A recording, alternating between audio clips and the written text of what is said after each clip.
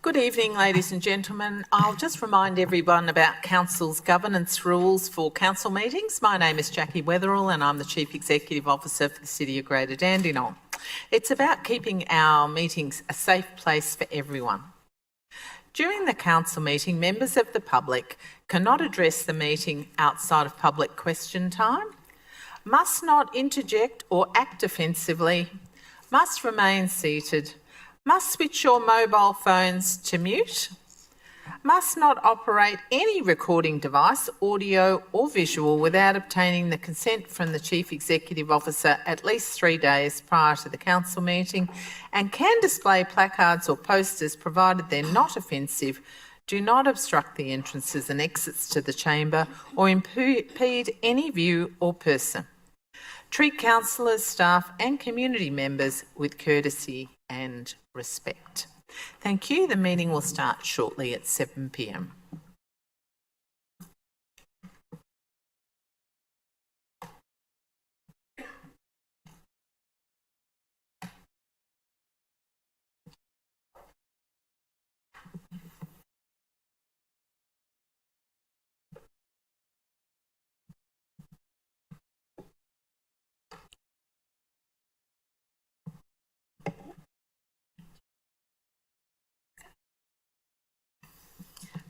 Good evening, everyone.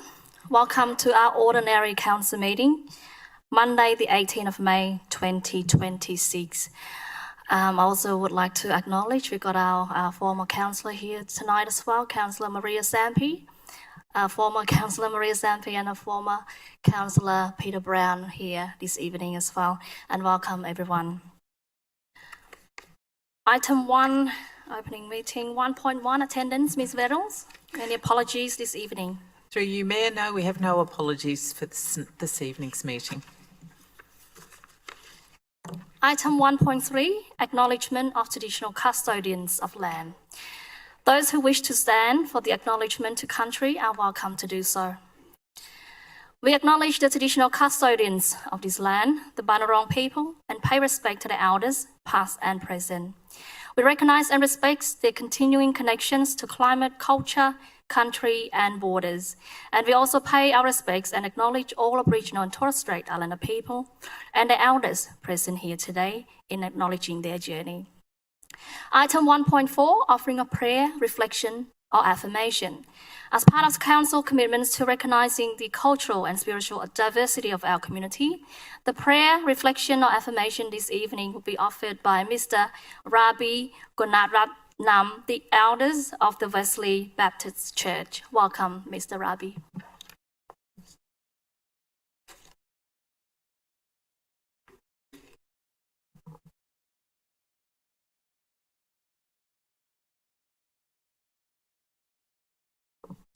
Yeah, let's pray together. Our Heavenly Father, Father of all creation, we come to you in prayer on behalf of this city and the people of this city of Greater Dandenong. We ask you for your blessings on this meeting of the councillors, which is about to take place. You have said in your word, the Bible, in Proverbs 2:6-9, for the Lord grants wisdom. From his mouth come knowledge and understanding. He grants a treasure of common sense to the honest. He is a shield to those who walk with integrity. He guards the paths of the just and protects those who are faithful to him. Then you will understand what is right, just and fair, and you will find the right way to go. We seek your wisdom today in all the matters before us at this council meeting. Would you guide the councillors to the right decisions? May you give us a spirit of unity and trust among us, and help us to work together for the good of the people of this city. Lord, please help Mayor Sophie Tan, Deputy Mayor Philip Dunn, and the councillors to deliberate on behalf of the businesses and the community and decide on what is right, just, and fair. We thank you for your willingness to guide us. May you continue to protect this city and prosper this city for the good of all people. May this city be ruled by your peace. We pray this in the name of Jesus. Amen. Thank you, Mr. Ravi.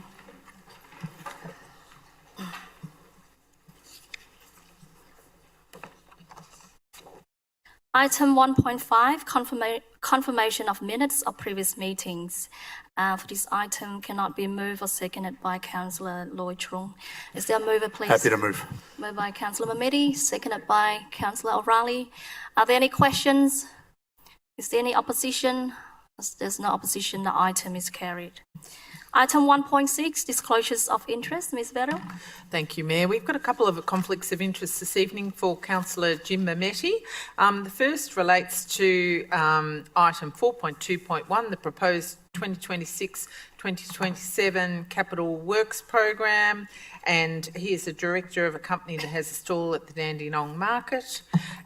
Councillor Jim Mametti also has declared an interest in regards to item 4.4.2, the reappointment of the director for Dandenong Market Proprietary Limited, again because he is a director of a company that has a stall at the Dandenong Market.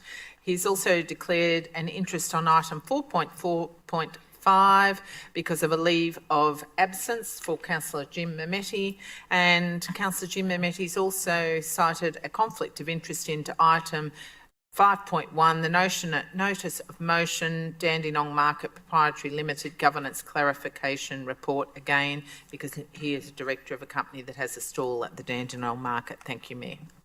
Thank you, Ms. Vero. Now we're going to go to item 2, Officers' Report, Part 1, 2.1, Petitions and Joint Letters, 2.1.1, Petitions and Joint Letters. Is there a mover, please? Moved by Councillor Lloyd Trung, seconded by Councillor Ranagara. Are there any questions? Yes, Councillor Gara. Thank you, Madam Mayor. In relation to petition titled Retention of the Squash Courts Facilities at Dandenong Oasis, I just have 3 questions regarding the response the Council has provided within the item. The 3 questions are around the long-term decline in use, as stated in the response, which does not seem to accurately reflect current usage. And as the report states, the survey was done some years ago, and in fact we have many members of the vibrant squash community here tonight, and they're actually increasing in numbers. So my question is, will the Council redo that survey in terms of usage numbers? My second question is around the time frame in which we can expect the cost estimate for the retention of the squash courts. And lastly, the item states that Carrington Park and Monash University squash courts are also publicly available. However, they are a considerable distance from the City of Greater Dandenong. So will the Council remove both of those as alternatives, given that many residents may not have the capacity to travel that distance, and which is why they are strongly advocating for the retention of the current squash courts? Thank you, Councillor Garrard, for the question. Could I please get Mr. Marcus Foster to respond, please? Through you, Madam Mayor, thank you, Councillor Garrard, for your question. I'm not having across the details of the current squash review. I would need to take those questions on notice and provide a response to all councillors.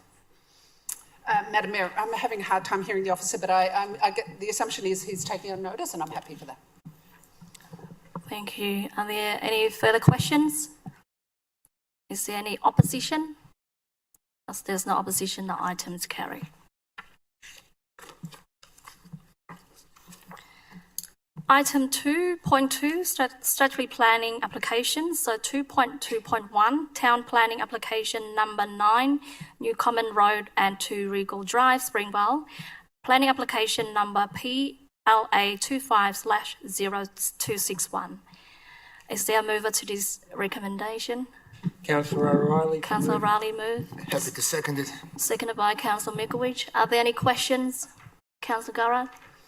Thank you, Mayor.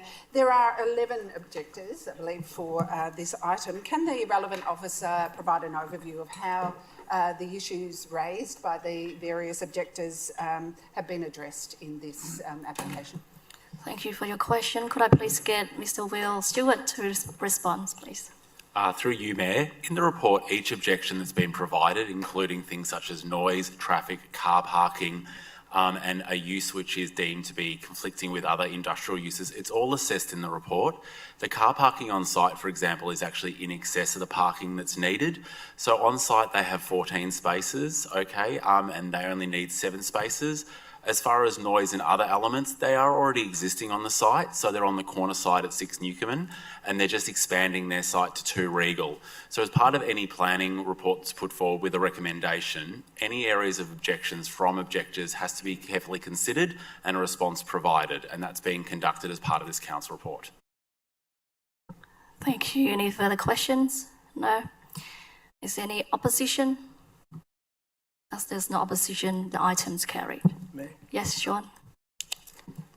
Thanks, Mayor. As the ward councillor for this planning application, I just wanted to also reiterate to the objectors that their objections were noted and responded to. But like this council can't really refuse applications based on non-planning considerations.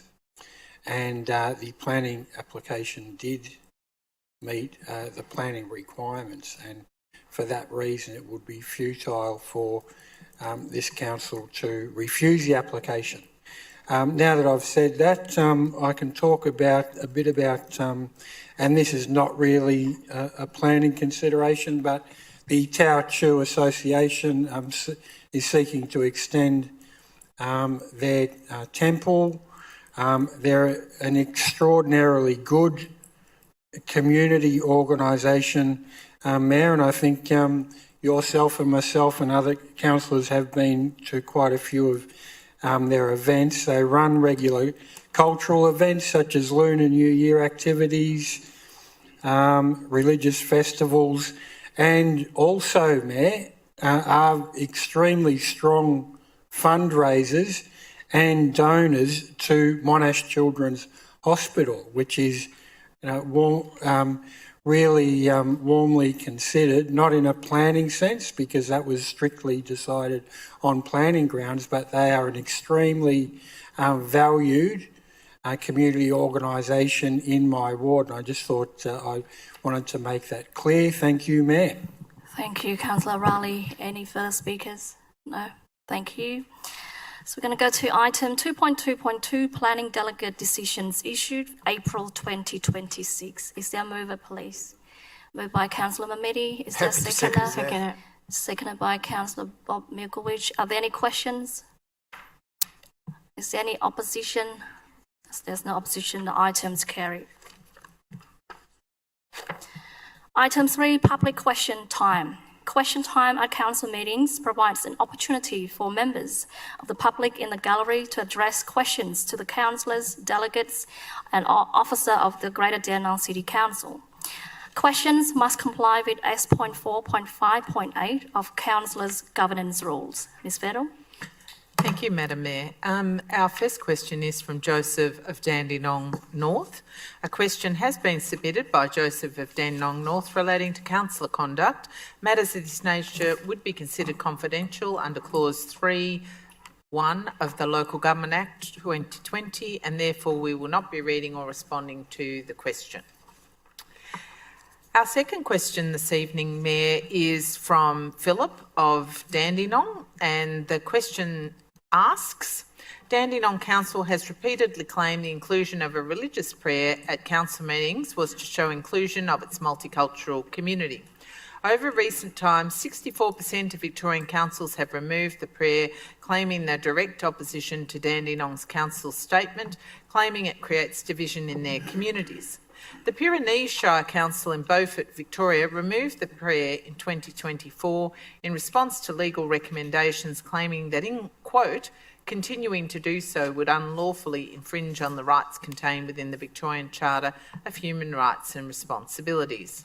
With Council's commitment to inclusivity and its legal requirements to follow the Victorian Charter of Human Rights and Responsibilities, will the Council please stop allowing religious prayers at future Council meetings?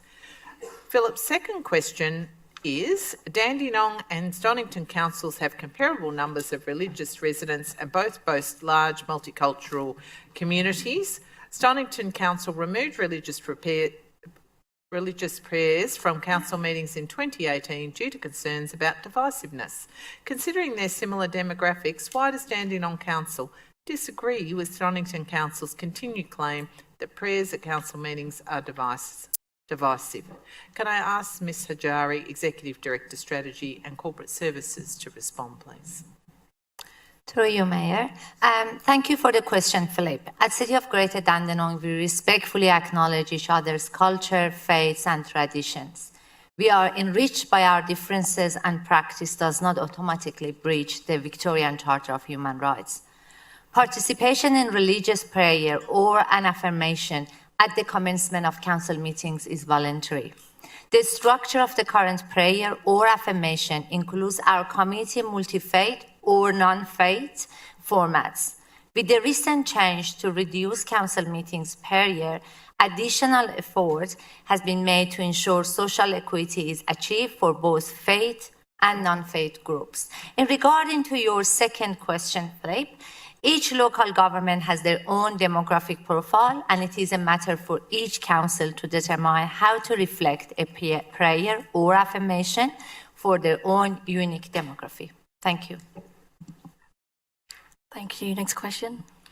Thank you, Mayor. The next question is from Leanne Noble of Dandenong, and it concerns electric vehicle charging availability at council facilities.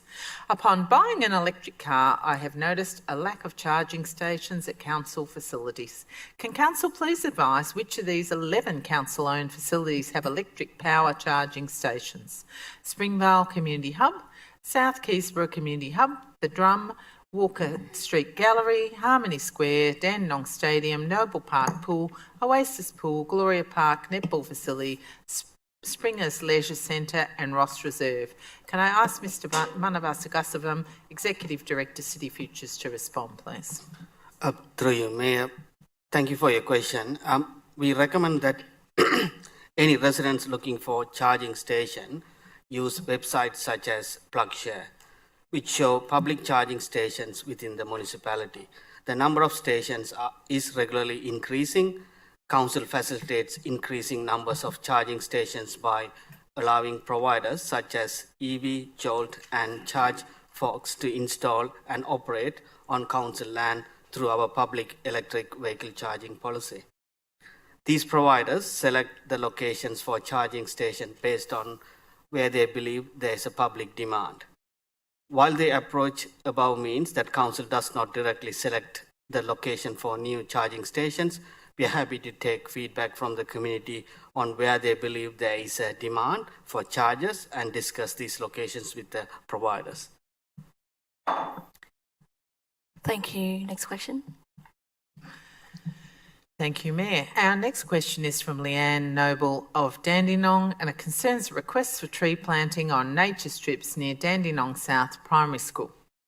Upon driving on the detour along Kirkham Road, Dandenong, I noticed approximately 20 nature strips without trees planted around the Dandenong South Primary School. With these children walking along the street, tree shade is so important. With Dandenong Council just starting their tree planting season now, can Council please plant trees on these approximately 20 empty plots this season? Can I ask Mr Manavasagasavam to respond, please? Through you, Mayor, council officers will inspect the nature strips within Kirkham Road to identify and assess potential planting locations and align preferred tree species. Following the site inspection, tree planting will be scheduled to occur this planting season. In general, council plants trees in streets and parks between May and October each year when cooler weather conditions are favourable for planting. All new tree plantings are maintained for a period of 2 years, which includes regular watering across the warmer months to ensure successful establishment. Thank you. Thank you. Next question, Ms. Bedram. Thank you, Mayor. Our next question is from Gay Guest of Keysborough. and it concerns Chandler Road traffic safety concerns and upgrade advocacy. As our population increases and freight continues to grow, the demands placed on our roads are changing. Infrastructure design decades ago is now being asked to support higher traffic volumes, larger vehicles and more people moving around in different ways and at different times due to poor planning decisions by both council and the state government. The community is united in the belief that our local road network should be safe and accessible, but it's time to stop talking and start acting. Greater Dandenong continues to experience greater and higher rates of serious road injuries than the Victorian average, with more than 170 local residents hospitalised each year following road crashes, including incidents similar to the ones that occurred yesterday. Improving road safety is a shared responsibility. Continuing government investment in safer intersections, well-maintained road surfaces, protected bike lanes and appropriate speed management can make a meaningful difference. Chandler Road upgrade standoff. Project status: the Chandler Road upgrades, particularly near Cheltenham Road, have been identified as an unfunded lower priority upgrade to the arterial road network. Political discontent. Former City of Greater Dandenong Councillor Tim Dark has previously criticised local council spending and transparency regarding road and community projects, noting that rate-capped council budgets have struggled to prioritise expensive localised road redevelopments without significant state-federal intervention. Community advocacy. The Dandenong Journal has frequently highlighted local frustration regarding the lack of funding for road black spots and intersection safety improvements in the Keysborough-Dandenong area. There are two questions. Question 1. Where does this issue sit in the City of Greater Dandenong budget for 26-27, and what advocacy is being done by our local council and councillors to our local MPs? And the second question, why does council ignore the real issues residents face on a daily basis? Can I ask Mr Mark Burke, Chief Financial Officer, to respond, please? Through you, Mayor, I'm happy to take that question. The section of Chandler Road to south of Cheltenham Road is managed by council. The extent of queuing on the lane and the shoulder ceiling was completed in 2020 as committed to Keysborough South Transport Study. Both council and DTP have been monitoring that location since, with no significant queuing northbound observed or road trauma on this section of the road. So there is no specific 26-27 budget allocation for this section of the road. Chandler Road to north of Cheltenham Road is managed by Victorian Government and forms part of the corridor of Victorian Government managed arterial roads alongside the Eleanor Road and Jackson's Road. The level of road trauma along this corridor within the last 5 years is very high, and council's view is that the road safety improvements on this corridor are very high priority. This corridor has been included within council's advocacy priorities in the lead up to the Victorian government budgets and the last Victorian election. The project has also been listed within the election and the budget submissions by regional bodies such as Eastern Transport Coalition, which council participates in. Community consultation is a critical part of the annual budget cycle, and our draft budget and advocacy priorities have taken on board the feedback we heard throughout this year in the past. Thank you. Thank you. Next question. Thank you, Mayor. Our next question is from Gay Guest of Keysborough, and it concerns Chandler Road recent accident statistics and concerns. Chandler Road recent accident stats 15th of February 23 was a frightening day. Drivers were forced to dodge a stolen car in high-speed chase across our LGA. A stolen car hit speeds of 180 kilometres an hour with a 16-year-old behind the wheel. 27th of May 2024, a man died following collision in Chandler Road, Keysborough. A motorbike was travelling along the Chandler Road when it collided with a car turning right from Elm Bank Drive. 19th of March 2026, accident rescue, road accident, Chandler Road, Keysborough. April 20, 4:40 p.m, 3 of the 4 westbound lanes closed in the Dandenong bypass, Keysborough at Chandler Road due to a collision. 17th of May, a child and 2 adults were hospitalised following a hit and run in South East. They were struck at the intersection of Chandler and Cheltenham Roads in Keysborough by a turning ute which fled the scene. From the City Greater Dandenong Keysborough South Transport Study, Chandler Road between Cheltenham Road and the Dandenong Bypass is currently a single lane in each direction.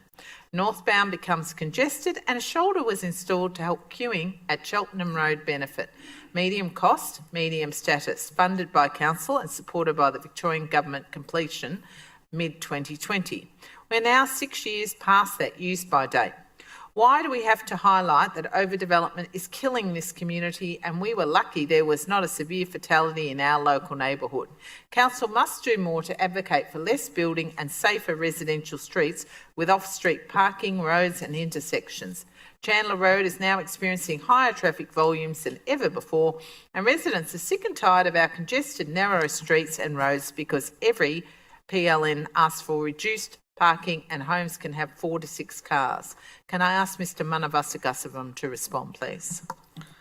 Through you, Mayor, as I mentioned, this section of the road is managed by Victorian Government. Council officers are strongly of the view that most appropriate way to address road safety issues on Chandler Road, Eleanor Road and Jackson's Road corridor is urgent funding and delivery of the road safety infrastructure improvements by the Victorian Government. Traffic volumes on Chandler roads are currently no higher than they prior to the significant mobility changes driven by the COVID pandemic. Regardless of any further development or traffic growth on Chandler Road, we consider road safety infrastructure improvements to be required, and Council will continue to advocate infrastructure investment in this corridor. Thank you. Thank you. Next questions. Thank you, Mayor. Our next question is from Daryl Morgan of Dandenong North. Hi, I'm the group leader of the 2nd Springvale Scout Group, and I'm inquiring about the decommissioned toilet box in the front of our Scout Hall at 587 Springvale Road, Springvale South.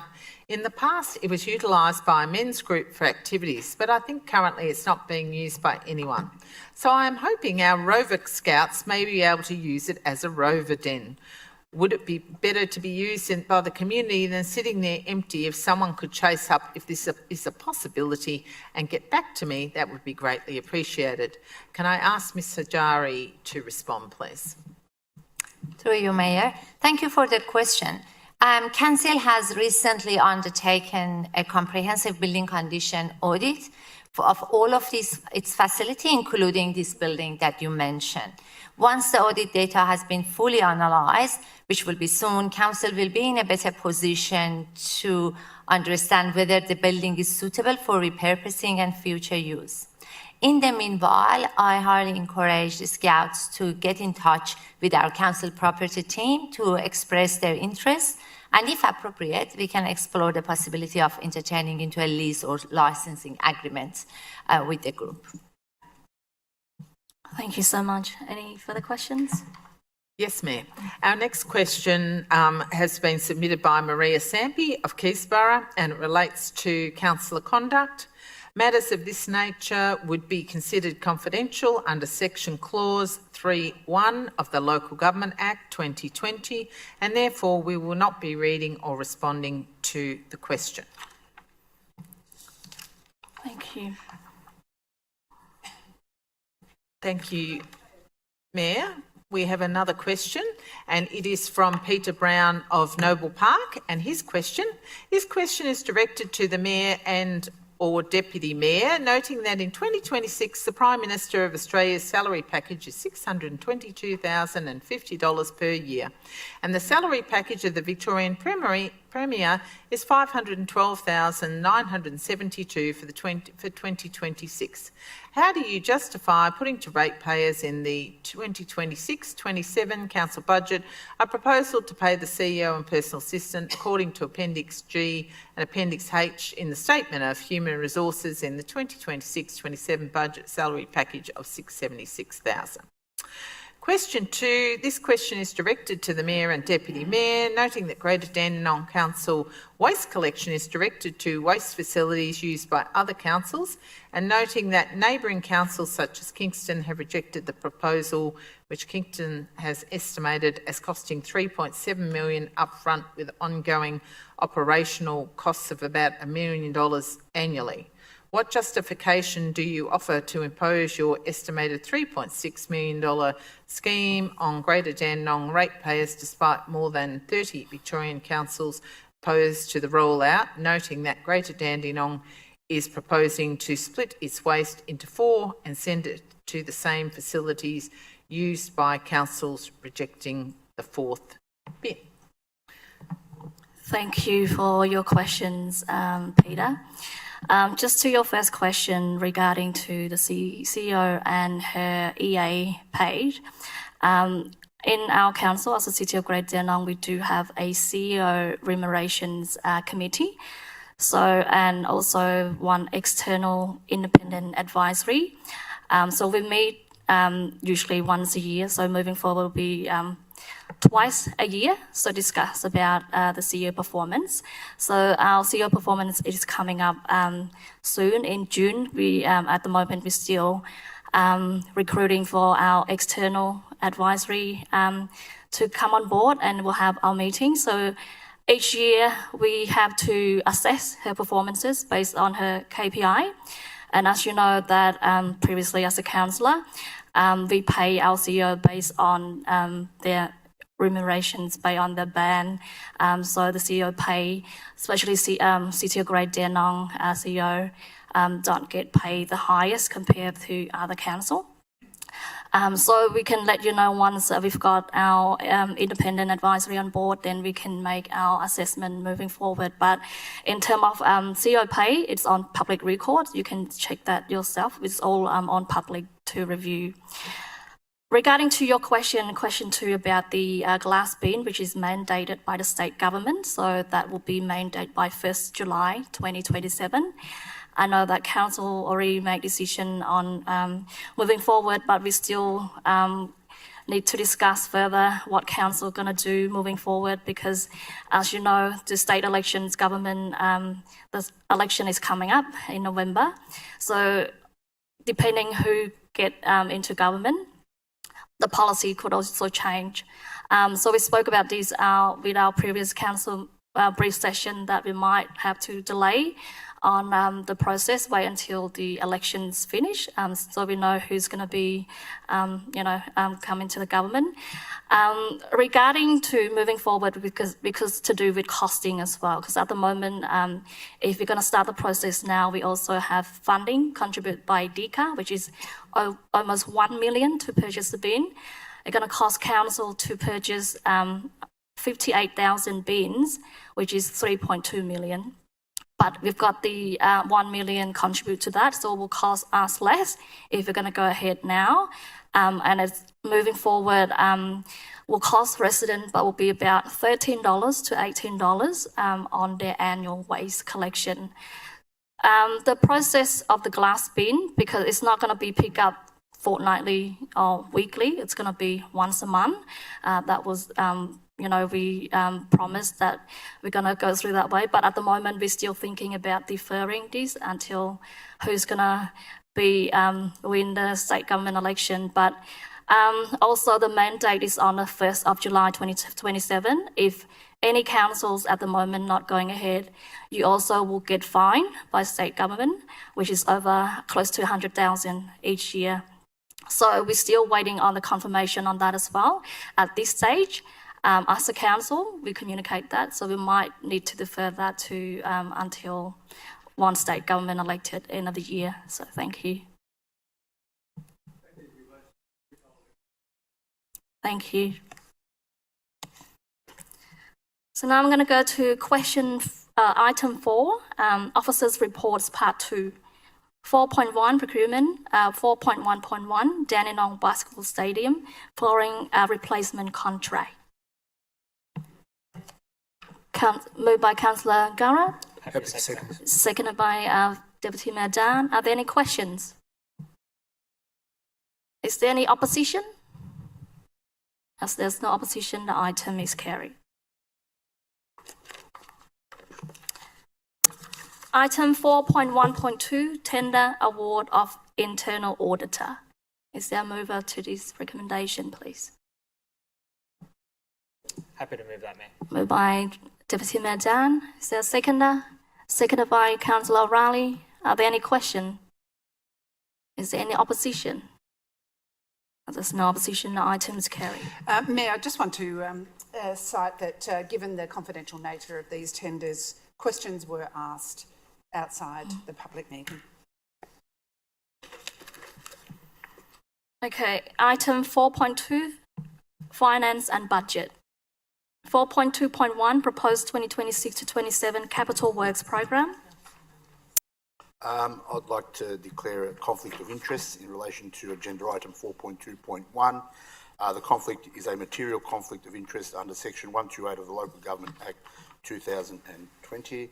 My personal interest in this matter is that I'm a director of a company that has a stall at the Dandenong Market. I will now leave the room and not return until the matter has been discussed and voted. Thank you.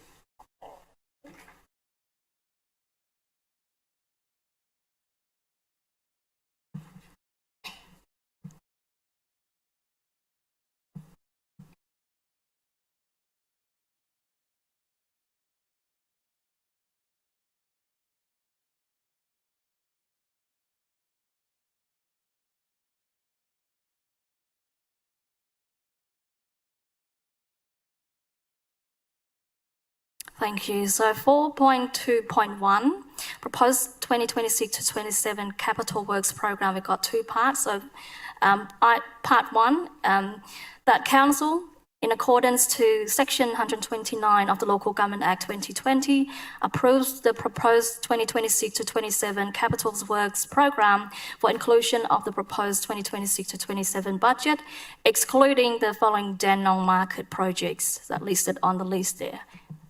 Is there a mover to this recommendation, please? Moved by Councillor Riley. Happy to second that, Mayor. Seconded by Deputy Mayor Dan. Are there any questions? Mayor, Councillor I'm just seeking clarification. Are you passing the whole item? No, not excluding the Dandenong Markets So the projects. additional, you're Yeah. including the Yeah. additional. Thank you. Are there any further questions? Yes, I do. Yes, Councillor Garrard. Thank you, Mayor. In relation to the market funding, so we have two portions of funding for the market. We have 3.3 and we have an additional funding under the Dandenong Market Renewal Program. My questions are, of the 3.3 million, can the council confirm that all of these projects are necessary to ensure the safe and compliant operation of the market and therefore are urgently required? And the second portion is, under the Dandenong Market Renewal Program, what portion of the 7.7 umbrella funding is allocated to that item? Thank you for your question. Could I please get Ms. Hajari to respond? Through you, Mayor. Thank you, Councillor Garrett, for your question. For the first projects that you asked that has been listed as our capital projects, all of them are related to the safety of that component in the market, and two of them has been already in our long-term asset plan that was endorsed with Council last year, and a few other ones has been prioritized through the year based on the condition of these ones.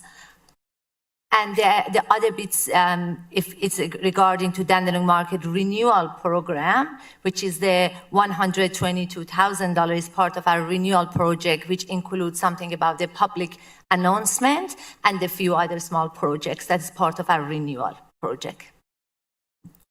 Any further questions? Yes, I do. There's a large allocation for fleet renewal of $2.5 million. My question, particularly given the fuel crisis we're about to face, are a large portion or any or some of that renewal or new fleet electrified cars? Yeah, through you, Mayor, I'll ask Mr Manavasagasavan to respond, but thank you, Councillor Garrard. We are particularly interested to convert our fuel over to sustainable vehicles as much as possible. Mr Manavasagasavan?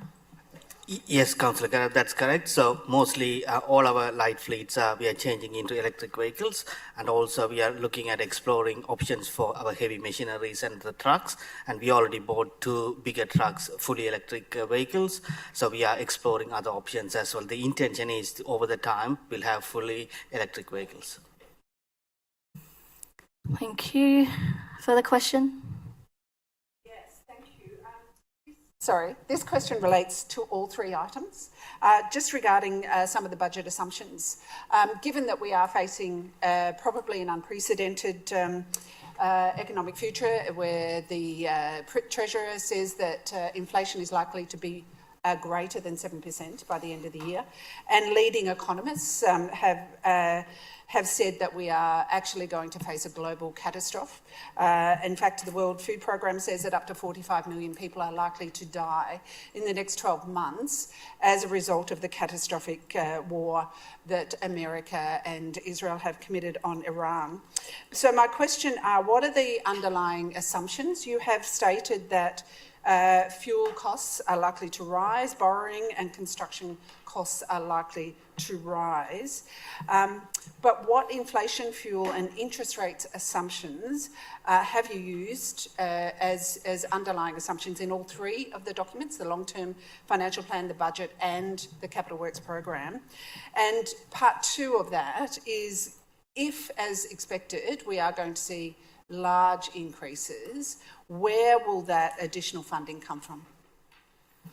I would get Mr. Mark Bird to respond. Thanks. Yeah, through you, Mayor. Thank you for the question, Councillor Garrard. First of all, just in terms of assumptions, we have increased our expenditure-based assumptions. So we have increased our CPI rate up to a 5%, which is in line with recent Treasury forecasts. That then tapers to 4% and 3% in years 2 and 3.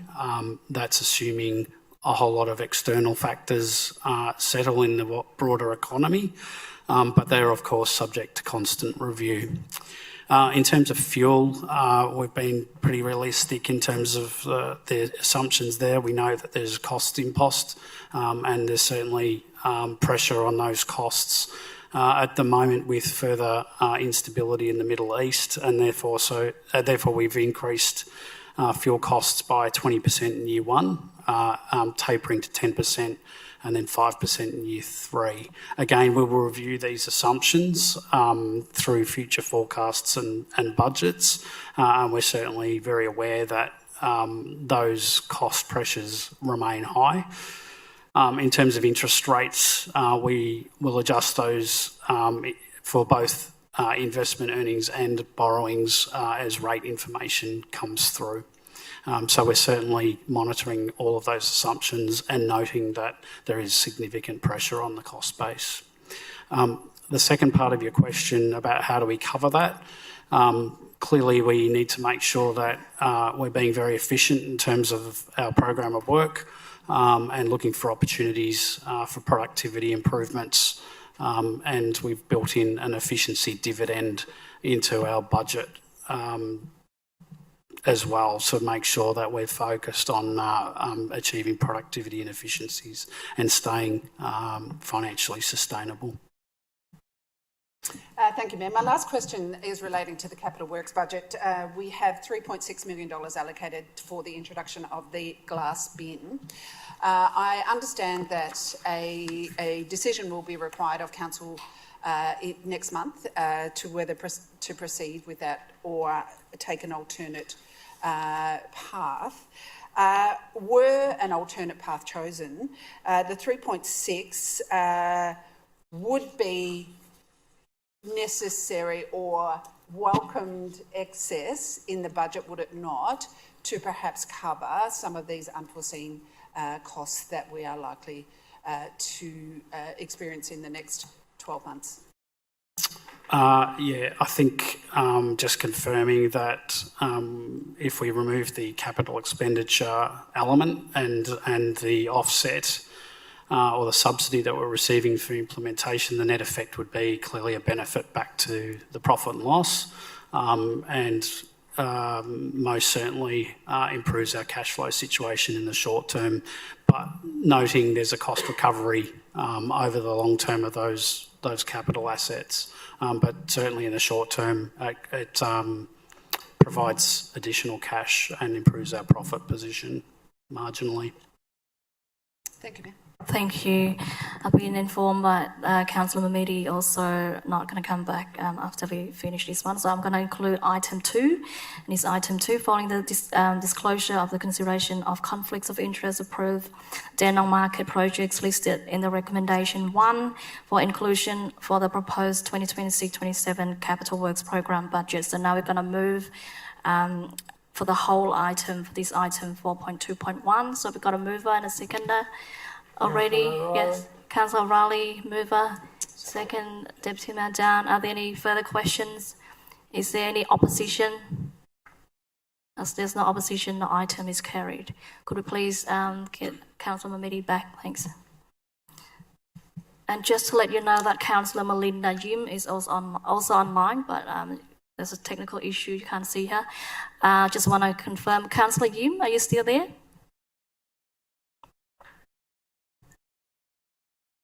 Oh, she's okay. And we also got Councillor Dole. I put an apology. She's not well, so she just left the meeting.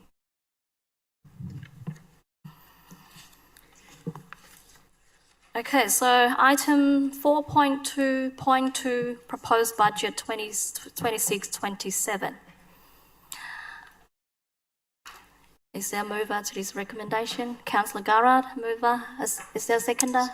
Seconded by Philip Dan, the Deputy Mayor. Are there any questions?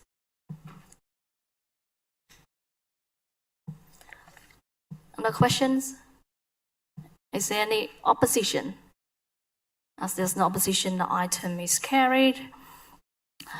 I just want to make a statement. So tonight we present the proposed 2026-27 budget for the City of Greater Dandenong, which will be released for community consultation. We encourage our residents, businesses, community groups to review the draft budget and share their feedback. The consultation period will run for 14 days from 19th of May to 2nd of June, providing an opportunity for community to have their say.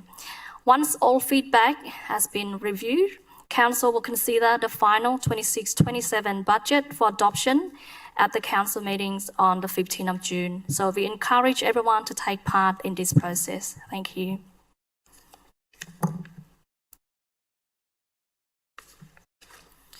Item 4.2.3, proposed long-term financial plan 2027 to 2036. Is there a mover, please? Councillor Garrard, the mover. Is there a seconder? Happy to second it, Mayor. Philip Dan, the Deputy Mayor. Are there any questions? Yes, Councillor O'Reilly. Thank you, Mayor. My question is just regarding some of the structural problems that we see with the long-term forecast that you have that has been identified, some of the underlying operational deficits that we face going forward. Is the Council of the opinion that the current mechanism to determine funding to Council, which is based on CPI, which is significantly below the inflationary pressures that we are experiencing and will experience going forward, is the Council of the opinion that that funding mechanism needs to be reviewed, and will the Council be pushing for a review of that mechanism? Thank you. Can I get Mr. Markbert to respond? Yeah, I can respond to the first part of that. I think clearly when you look at the numbers and the cost pressures on the expense side, that any increase to funding and funding measures would be welcome. I think there's definitely pressure, as you mentioned earlier, in regard to the CPI and the sustained level of that. And clearly there's wages pressure as well right across many sectors at the moment. So keeping pace with inflation, keeping pace with the increased cost base, particularly in raw materials and labour, any increase to our funding mechanisms would be welcomed. And just to add to that as well, Councillor Garrard, it's a great question that you raised. Long-term financial plan in the current geopolitical environment with all the uncertainty, it's really important that Council monitors that very closely. I would reiterate to you that the executive team review the budget on a daily basis, but we also every month have a regular meeting. We produce reports for you, the council, as well, and on the public record always there is the quarterly reporting for council. We do a half-year budget review as well. But in light of what is happening economically, and you would be aware we've had quite a few discussions about the geopolitical unrest and the financial implications. Certainly officers are monitoring things very closely at the moment. We're meeting with a range of sector meetings as well. And should we see any movements to some of those key indicators as you've outlined, we'll be bringing that to the attention of the council. It's a very difficult time for all local governments, and it's really important that we're prudent and responsible, and the team are very focused on it, and thank you for raising it. Thank you, Mayor. Just to respond to that, the issue is that your management, the management of the council is very robust, but it cannot be denied that there are structural issues going forward for all councils, and if they are not addressed, all councils are going to go into a deficit space over a period of time. So it's incredibly important that the whole sector unites and pushes very hard for these structural issues to be addressed. Thank you. Any further questions? No? Is there any? Yes. Oh, Councillor O'Reilly, sorry, I forgot you. Thanks, Mayor. I've just got a few questions regarding the long-term financial plan, which is for the next 10 years, 2027 to 2036. First question is regarding Dandenong-centric capital expenditure. So the 10-year plan outlines substantial investment concentrated in Dandenong, including the $122 million Oasis Aquatics and Wellbeing Centre, as well as funding allocated to Dandenong Market, Dandenong New Art Gallery and Dandenong Basketball Stadium. Could an officer confirm whether it's accurate that approximately 9 out of every $10 in the 10-year capital forecast is currently allocated to Dandenong located projects? And if this is not the case, 9 out of $10 going to Dandenong projects, then what is the percentage? Thanks for the question. We'll get Mr. Mark Burt to respond. Through you, Mayor, thank you for the question, Councillor O'Reilly. Just confirming that Council does not currently report capital expenditure in a format that attributes funding by suburb or ward across the full 10-year program, and therefore a precise percentage can't be calculated at the moment. It's important to note the 10-year capital works program represents only a component of Council's overall infrastructure investment. In particular, excludes annual asset renewal programs, which are substantial and distributed across all wards. The long-term financial plan and asset plan are forward-looking and subject to annual review. Project timing, scope and prioritisation are regularly refined to ensure alignment with asset conditions, service needs and community priorities across the municipality.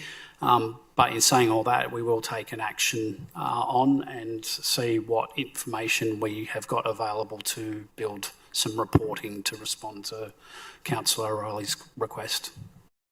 Thank you. Any further question, Councillor O'Reilly? Further question, thanks, Mayor. Next question is regarding the Dandenong New Art budget escalation. So councillors, and I remember this, only initially agreed to a project cost of approximately $4 million for the Dandenong New Art Gallery. Can officers clarify if and when Council formally approved the now revised estimated total spend on this facility of approximately $15 million, and I would appreciate if that number could be confirmed as well. Could the Dandenong New Art Gallery project be brought back to Council for review, including consideration of options to repurpose, defer or suspend the project? Thanks for the question. Could I please get Mr. Manifagas Asivam to respond? Thanks. Yeah, through you, Mayor. As you know, the Dandenong New Arts Project started in 2017, and it's gone through a number of challenges through the COVID time during 2020. So at that time, the budget allocation was $9.5 million, which of that $6.6 million was spent during the 2020 construction time. And there was a leftover of $2.9 million of the original budget. But we did a review of the major projects back in 2024, and also by going through that review, we identified we need additional money, which is around $6.24 million. So Council formally allocated that at the 8th of July 2024 Council meeting. So the current budget is $9.14 million. But if you look at the overall budget of this project since 2017, which is $15.7 million. And we are currently in the tender process for the construction. As Councillor requests, what we'll do is we will look at that review and then be happy to discuss further with the councillors. Thank you for the question, Councillor Riley. Thank you, Mayor. Final question on the long-term financial plan. The existing Dandenong Oasis site and debt servicing. So the long-term financial plan indicates that Council will take on around about $68 million in new borrowings for the Oasis Aquatics and Wellbeing Project. Also appears that approximately $68 million of rate-funded capital will be redirected towards debt servicing, so that means interest, reducing Council's discretionary capital capacity. In that context, why is Council, seemingly not moving yet to divest or plan to divest the existing Dandenong Oasis site, given that we've got a structured timeline on when it will no longer be used, when it will be essentially unused and empty. This could be potentially valued at around about $20 million, the existing Dandenong Oasis, if it was rezoned for, say, hypothetically residential.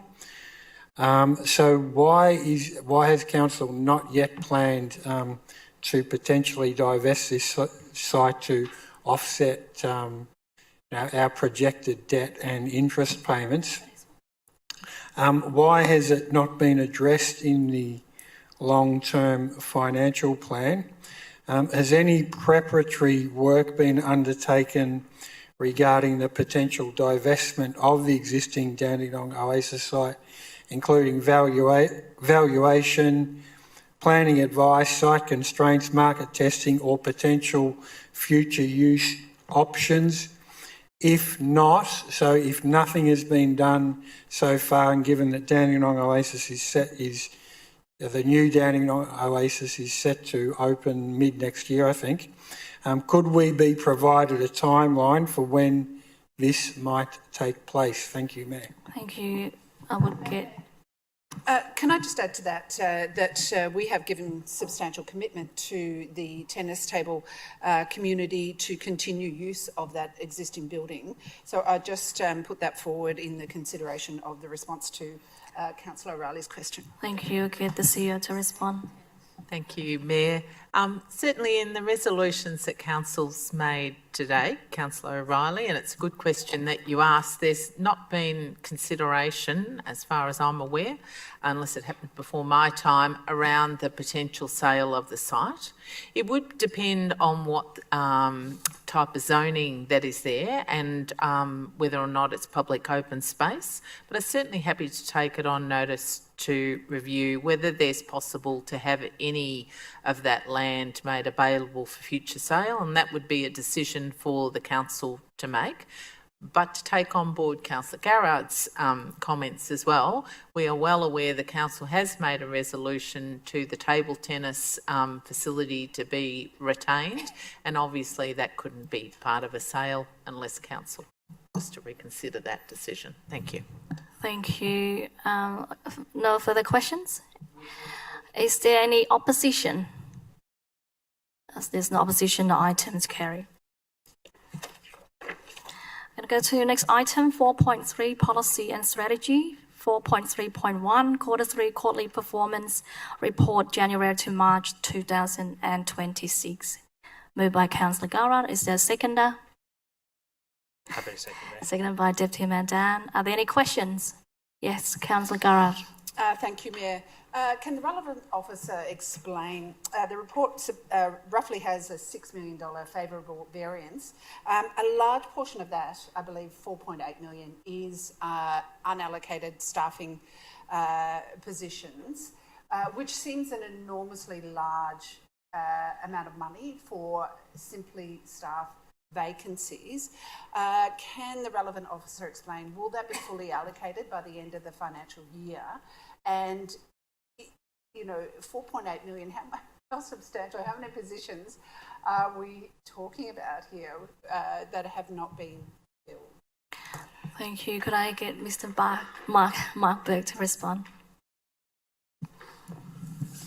Thank you for the question. The 4.8 million is basically been captured as a saving at this point because of roles not being filled as fast as would have been preferred. In terms of the number of positions, I'd have to take that question on notice. Thank you. Any other questions? Through you, Mayor, can I just add, the way that our financial budgeting for salary has occurred, and I'm happy to go back and review this, but for the last number of years that I've been CEO here, we certainly have had a similar kind of budgeting result with significant surplus at the end of each year because there was no turnover requirement built into the salaries. But moving forward, Mr. Burke has reviewed how we budget our salaries, and you should see a much closer adherence to our normal staffing levels moving forward. So it has been a bit of an anomaly in our budgets historically. So yes, it's a good point you raised. Thank you. Sorry, through you, Mayor, just a bit of additional information. Also, too, that number's impacted by some of our grant-funded programs. So there's about 1.3 million there that's related to grant-funded programs, which obviously is offset by the lower income. That whole 4.8 million needs to be taken into account the grant funding programs needs to be taken into account as well. Thank you. Any further questions? Is there any opposition? As there's no opposition, the item is carried. Right, we're going to go to the next one, 4.3.2, Draft Annual Action Plan 2026 to 27 for community consultation. Could I please get a mover of this recommendation? Councillor Garrard, the mover. Seconded by Councillor Mamedi. Are there any questions? Is there any opposition? Question? I do have a question. Councillor Garrard. This is going out for public exhibition, and so the public may identify a number of these issues, but the plan seems very short on KPIs or measures that equate to the input, and I think this is a problem with the plan as an overall statement. So hopefully the public will also identify some of those issues, and they'll be addressed when this comes back to council. Thank you. Do you want to respond, Ms. Jari? Happy to explain a bit to you, Mayor. Thank you, Councillor Garrard, for your question. I just wanted to clarify that, as you know, the annual plan is part of our 4 years council plan. So when the council plan was adopted by the council last year, we had all of these measures and the criteria that we are looking of the progress on every annual plans we bring. We, of course, invite all of the community and the councillors to provide any feedback how we can strengthen our measures, but what I want to really emphasize is that they are in relation to measures that we put in our council plan, and every year through these 4 years, we review that and the progress, and then at the end of the 4 council plans, we will report to council. Thank you for that. That being as it may, each year the measures should equate, the measures of the output should equate to the input, so I just identified that as an issue. Thank you. Any further questions? Is there any opposition? There's no opposition, the item is carried. All right, so we're going to go to next item, item 4.4 other, 4.4.1 Positive Ageing Advisory Committee, Terms and Reference. Is there a mover, please? Moved by Councillor Garrett, seconded by Councillor I'd like to Mamidi. second. Sorry? Oh, okay, sorry, seconded by Councillor Mamidi. Sorry, Councillor Yim. Are there any questions? Is there any opposition? And there's no opposition, the item is carried. Item 4.4.2, reappointment of Director Dandenong Market Pty Ltd. Mayor, I wish to declare a conflict of interest in relation to agenda item 4.4.2. The conflict is a material conflict of interest under section 128 of the Local Government Act 2020. The nature of conflict, my personal interest in this matter is that I'm a director of a company that has a stall at the Dandenong Market. I will now leave the room and will not return until this matter has been discussed and voted on. Thank you. Thanks.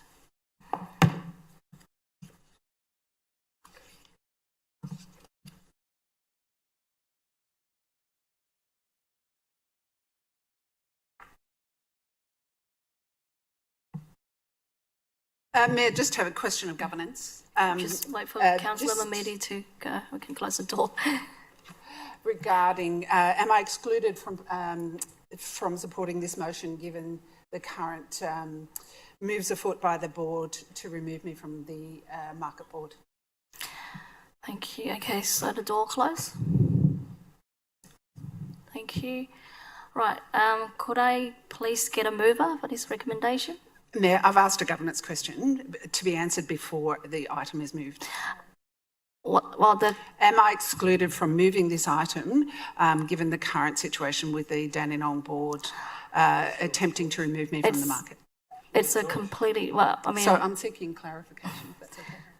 It's a different matter. So this is about you, the council representative, you're not on a board, on a director making any decisions on this. This is we appointing a director to extend his contract. So it's nothing to do with your contract. Sorry, was that a yes or a no? You can, yes. Okay, yes. okay, happy to support the motion. Yeah, okay. Is there a seconder? Happy to second that. Yeah. Mayor. Deputy Mayor Dan, are there any questions? No questions? Is there any opposition? No opposition? There's no opposition, the item is carried. Could we please request Councillor Mamidi to come back?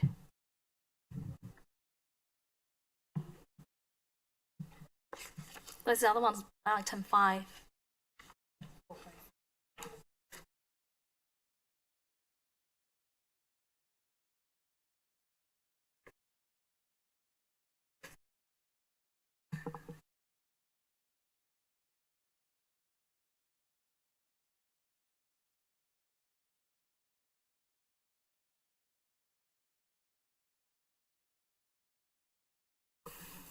Okay, so we're going to go to the next item, 4.4.3, 2026 to 27 Advocacy Pack.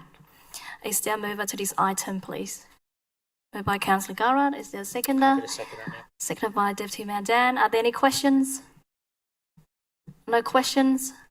Is there any opposition? No opposition. There's no opposition. The item is carried. I just want to make a statement for these two. So tonight, Council has endorsed a strong set of advocacy priorities for our city and our community. These priorities give voice and the needs and hopes for the people of Greater Dandenong. They reflect the issues that matters most to our residents, businesses, families and community groups. They also help make sure our city is heard by other levels of government.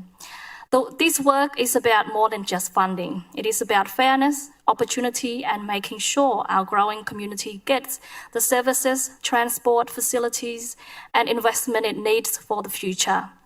The priorities adopted tonight cover many important areas, including transport, health, housing, sport, jobs, sustainability and community safety. Together, they set a clear direction for Council's advocacy work in the years ahead. I want to acknowledge the significant work undertaken by Council officers in preparing these priorities. A great deal of research, planning, consultation, and collaborations has gone into this process.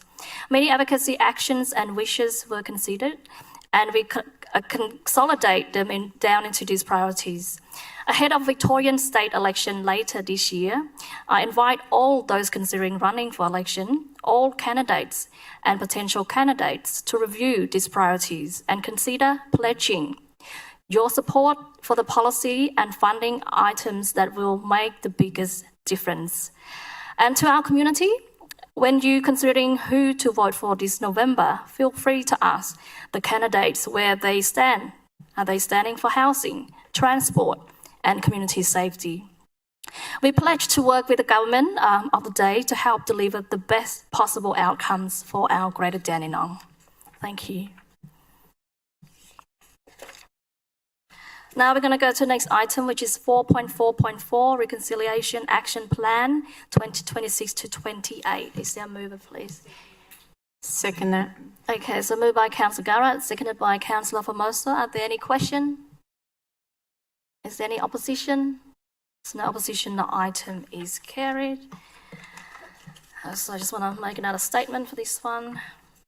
So tonight, Council has taken an important step by adopting our update in the wage reconciliation action plan for 2026 to 2028. This plan reflects our strong commitment to reconciliation, respect and truth-telling.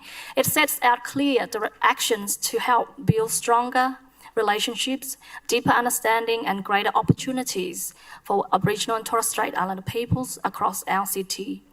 This work has not happened quickly or easily.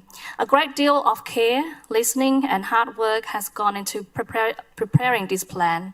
So we thank our council staff, community members and everyone who helped shape it through consultation and engagement. In particular, we acknowledge and thank the elders of the Bunurong Land Council for their guidance, wisdom and ongoing partnership throughout this process. Their voices, knowledge and connection to country have helped guide these priorities in this plan and strengthen the work we do as a council. As a council, we know reconciliation is not a single action or a single document. It is an ongoing journey. This plan shows our aspiration to keep learning, keep listening and keep walking together toward more respectful, inclusive and united future for all. I also want to note that next week, Reconciliation Week, All In, on Wednesday, 27th of May, will be the first opportunity to publicly mark and activate the RAPs we passed today. It will formally launch our RAP and signal a clear shift into implementation and accountability. The event itself will bring our community together to reflect on that commitment and the role we each play in delivering on it. So thank you. Okay, so next item, we're going to go to 4.4.5, leave of absence. Councillor Jimamedi. Thank you, Chair. I wish to declare a conflict of interest in relation to agenda item 4.4.5, titled leave of absence for Jimamedi. The conflict is a general conflict of interest under section 127 of the Local Government Act 2020. I'm seeking leave of absence from Council in accordance with the government rules. I will now leave the room and not return until there has been a discussion and a vote. Thank you. Thank you.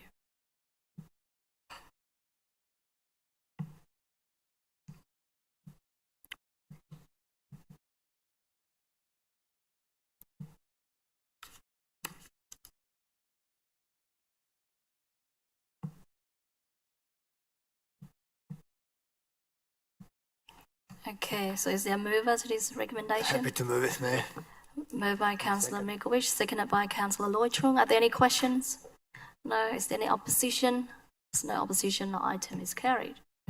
Just need to get Councillor Jimamedi back. Thanks.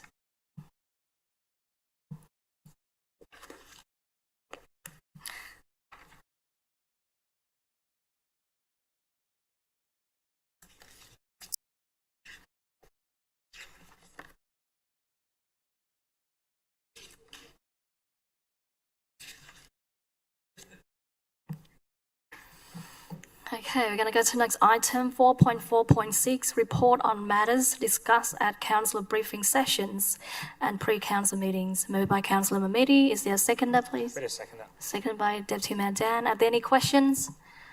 Is there any opposition? There's no opposition, the item is carried. All right, we're going to go to next item, 4.4.7, list of registered correspondence to Mayor and Councillors. Moved by Councillor Mamidi. Better second. Seconded by Deputy Mayor Dan. Are there any questions? Is there any opposition? No opposition, the item is carried. Okay, so next item is item 5, notice of motion 5.1, notice of motion number 20, Dandenong Market Pty Ltd governance clarification report. Thank you, Chair. I wish to declare a conflict of interest in relation to agenda item 5.1, notice of motion, Dandenong Market Pty Ltd, governance clarification report. The conflict is a material conflict of interest under section 128 of the Local Government Act 2020. My interest is that I'm a director of a company that has a stall at the Dandenong Market. I will now leave the room and will not return until this matter is discussed and voted on. Thank you. Thank you.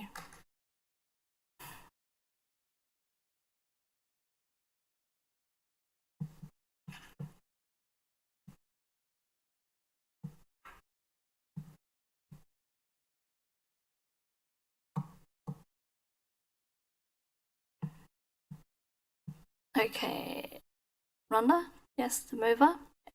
Yeah, is there a seconder? I'm happy to second that. Seconded by Deputy Mayor Dan. Are there any questions? Did you have a question? Yeah, just one Yeah. question. Okay. Just one question for the relevant officer. Happy to take this on notice as well. But just by way of background, can we get an understanding on how frequently governance documents are reviewed and updated, and of these documents, which responsibility belongs to council and which belongs to Dandenong Market as an independent entity? Thank you. Could I get Ms. Hajari to respond? Through you, Mayor. Thank you, Deputy Mayor, for your questions. In general, all of the governance policies that we have the different timelines, particularly regarding to the notice of motion. For example, we have the service management agreement that is actually due for review by end of June. That is one of the main ones that we are looking, but also there are some other questions that we have to answer. Thank you. Any further questions? Is there any opposition? No opposition, item is carried. Councillor Garrett? Thank you, Mayor. I wish to thank my fellow councillors for supporting this motion. Just to say that I think good governance such as this protects everybody, and it helps everybody to understand their roles, including the councillor, the board members, traders and the broader community. I think it's very important that transparency guides us in this situation. In the 6 years I have been on council, I have never seen a role description for any of the committee positions that councillors hold. And I think it's very important that we understand what the boundaries of those positions are.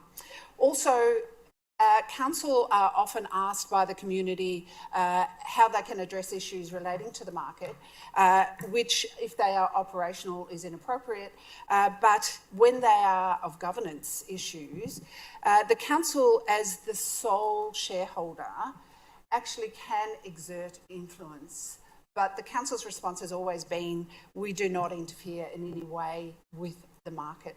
So I think it's really important that we reveal the possibility of that share, of being the only shareholder relationship is, and how council can safely, within governance parameters, exert influence on the market around governance issues.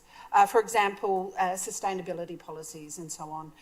Up until this point, in the 6 years I've been on council, it has never done that. And so I think it's important for us all to understand the possibility of that relationship in terms of guiding and steering the market in a way that the community want to see.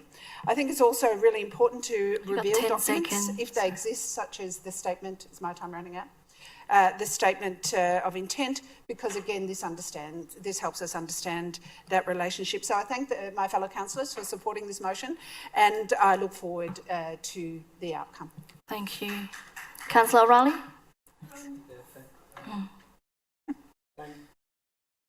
Thanks.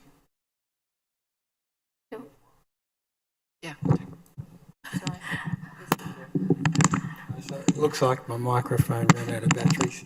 I'd also just like to explain why I supported the motion, Councillor Garrard's motion. And context is, I've been a long time on this council, and the Dandenong market was, prior to the board, managed by a management company, and in my understanding, there were councillors at that time that were seeking, or were certainly strongly advocating for individual traders at the market.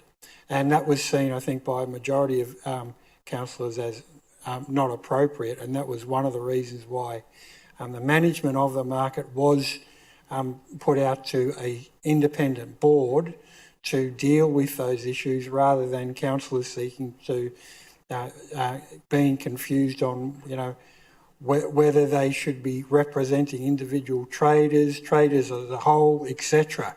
So in my experience, the majority of councillor reps on Dandenong Market Board have managed the potential conflict of duties between their role on the Dandenong Market Board and the council very well, with no issues, but we have had issues in the past, and it's for this reason I support Councillor Garrard's push to have them clarified.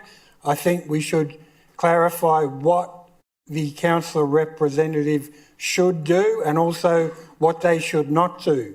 Also importantly, Mayor, so I'll be waiting with interest for the report and see how we can clarify this even more, so that tension between the councillor representative and the board is mitigated as much as possible. Thank you, Mayor. Thank you. Thank you, Councillor O'Reilly. Could someone bring Councillor Mamidi back?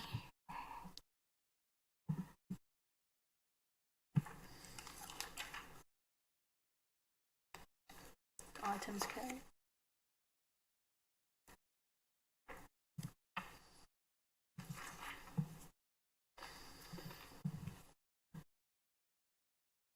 It's not coming back? Yeah.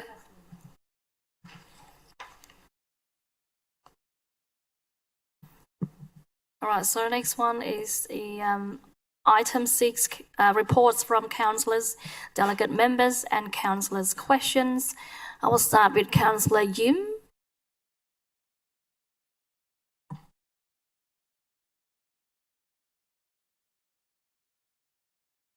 Oh, she can. I thought she spoke before. No. All right. Okay, we're going to start with Councillor Milkovic. Nothing from me tonight, Nothing? Mayor. Thank you. Yeah. Councillor Trong? Loy? Thank you. Councillor Lay? Thank you, Mayor. I just have something to report. Some event I go. It's just yesterday. Barbecue anniversary in UC Harbour. That means the day they announced for the new committee board, so which I turn into the president. So that's why I need to declare of conflict of interest for the next term.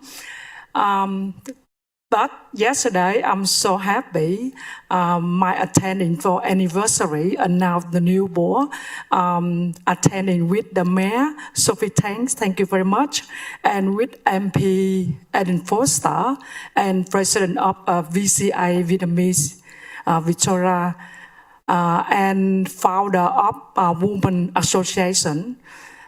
So the other thing is almost there, is over 50 volunteers to work there for association.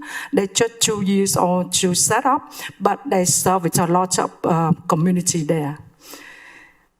The other thing is, second event I go into Vasta, they celebrate for Mother Day with Sophie Tang and some a lot of delegates there. I forgot. The other thing is really important is I attend for Women Plans Forum hosted by MP Tim Richardson. That's forum is I learn a lot. So I want to make the question is in our city, do we have any program for the women? They suffer from the violent family. Thank you. Could I please get Mr. Foster to respond, thanks?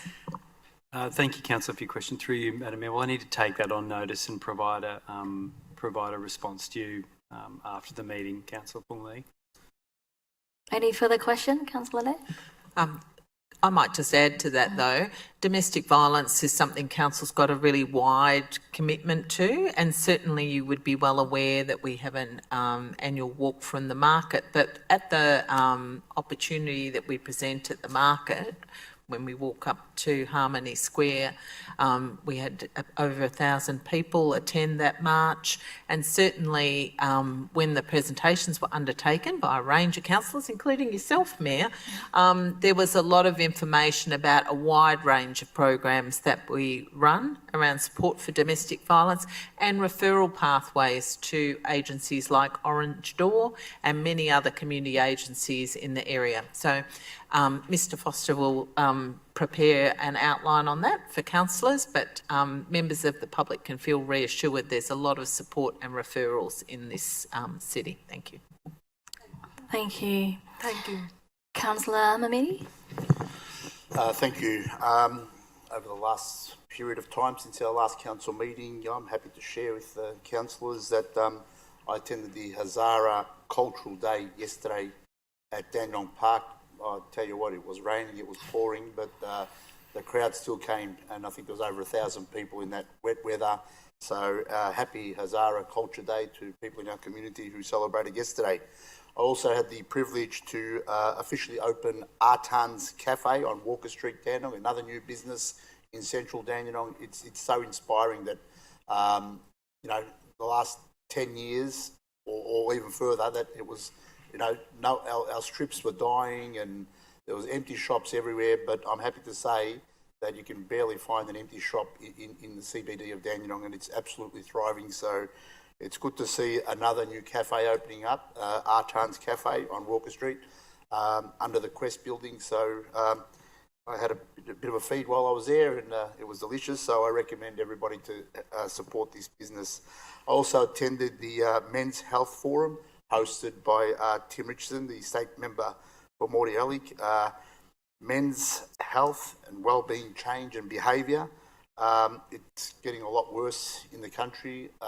Special envoy for men's health, the federal member, I think Ralph is his name, he's a big, tall man, he's like 6'6" or something. He used to be a shooter in the Commonwealth Games and the Olympics, and he spoke about men's health and how men are struggling around the country.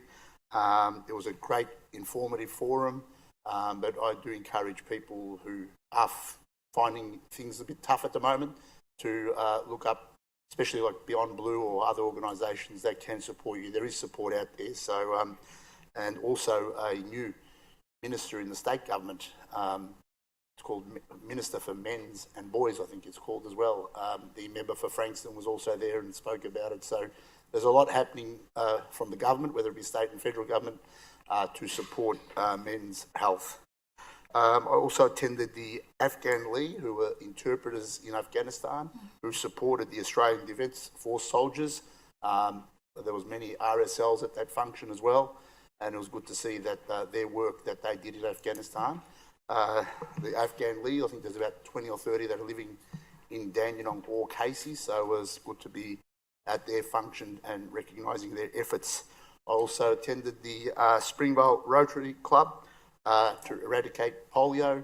I think we've been polio-free for many decades here in Australia, but there is some cases now happening just lately again. So I think there was only 3 or 4 cases in the world that were known of, but I think they've just started to spike up only in the last couple of weeks. I was reading in the newspaper, so that's another one that the Rotary Club of Springvale, who actually do great things in our community, that's just one of the things that they do. And that's all from me. Thank you, Councillor Mamidi. Deputy Mayor Dan. Thank you very much, Mayor. I think on some positive news, across my ward, many footpaths have been upgraded over the past couple of weeks. And I'm always of the view, and I hammer this point down every time, that I think the best things that local government can do and local councils can do is to get the basics right and to focus on what local councils can actually do to improve the amenities for local residents and the community, especially at a time like this where there's cost of living pressures. I'm often asked, what is council doing about cost of living? And my response to that is always to get the basics right and to make sure that amenities are maintained and upgraded. Not only does that improve the feel and the amenity of the neighbourhood, it helps to reduce risks of tripping and other safety hazards that come with unkept footpaths. And this ultimately reduces the likelihood of people having to spend more of their money on medical bills and taking time off work. So I want to thank the team behind the scenes who have been working on that. And on that topic as well, I just have a question for the relevant officer.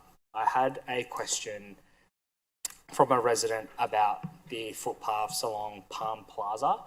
Could I just get clarity as to whether this is council-owned property and whether the footpaths along there can also be reviewed? Thank you. Thank you. Could I get Mr. Manifagasis to respond, thanks? Yeah, through you, Mayor. Thank you for your question. Yes, that's council-managed footpath area, and we time to time do repair works, but as part of the market precinct plan, we look for the full renewal of that plaza some stage. That is part of our advocacy as well. Thanks. Thank you, Mayor. On to another issue as well. I've noticed again in the past month that illegal rubbish dumping has arisen again as a quite a visible issue across my ward. I'm not sure if it's the same all across Greater Dandenong as well, but it's definitely prevalent again. It seems like it's that time of the year again where that cycle seems to peak, and it looks like it's getting worse. I think my question again for the relevant officer is has there been any progress, or is there a strategy to review dumping enforcement at the moment, and whether there might a review into the hotspots program might be needed to ensure that our fleet is targeting areas that are impacted the most? Thank you, Mr. Manifagasis. Through you, Mayor, yes, definitely illegal dumping is a bigger issue for us, and then our team is currently working every single day to manage that. As part of the review, we are going through and we are analysing all the data and where the hotspots, and we are planning to have further discussion with the councillors in coming months, and towards the end of the calendar year, we'll have more discussion, and we need to review our hotspots program. Yeah, thank you. And I think to council's credit as well, often when these things are reported whether it's via myself or Snaps and Solve, I often get feedback about how prompt that work is. So I think that should be recognised and celebrated. But at the end of the day, it's unfair on 95, 99% of the residents who do the right thing, who book in a collection. So it's disappointing to see that this is on the rise again. But rest assured, council will continue to work to stamp this out as much as possible.